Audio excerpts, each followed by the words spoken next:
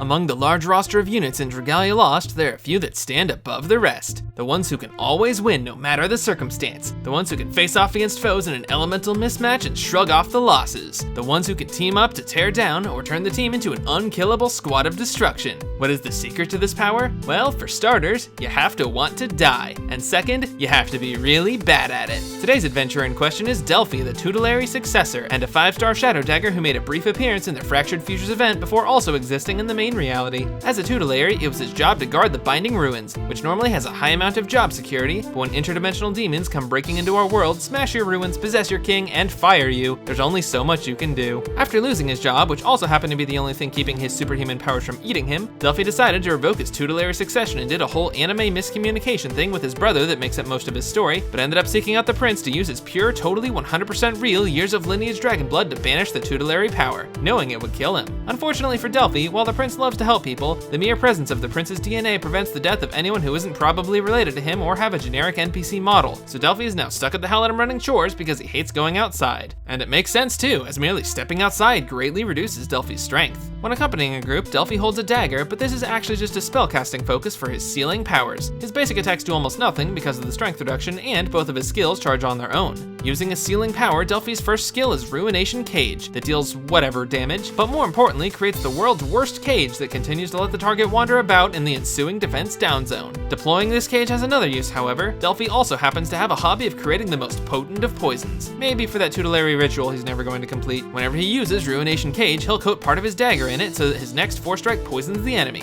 And it will inflict poison, like Delphi has some really potent stuff. And he has even more of it in his other cage, which is also much more of a binding on the enemy's stats than their movement. Corrosive Cage allows Delphi to brace for damage, which he will then return 11-fold, deal more poison damage, and also reduce the strength of the enemy if they're attuned to light. Delphi himself doesn't do much aside from poison and debuffs, but apparently the precision it takes to synthesize his poison has made him really good at criticals, and he can give the rest of the team some pointers. But yeah, he's got some really potent poison. He hands this stuff out to others on his team so they can use it too. And he's also good at wearing away the enemy's armor in short bursts to get an even better chance to inflict it. He's not even immune to his own poison, but instead he had to build a tolerance to light energy so he didn't burn up in the sunlight like all the other vampires, and even then it's still costing him a lot of strength. Now in gearing up, Delphi is calling his current spell focus the Death Seeker, as it sums up his goals pretty well. And with poison so potent, you could also call him the Plague Bringer. But it's also important to remember that Delphi has made a pledge to protect his brother. On that note, how about Epimetheus for his Dragon Pact, as he has brothers too. As for the questing squad, Delphi is going to need some teammates who can do some heavy lifting since he gets kinda weak in the sunlight. How about those other units who are seeking their demise? Grace can relate to Delphi about losing everything. We can send along that veggie that's always trying to get eaten.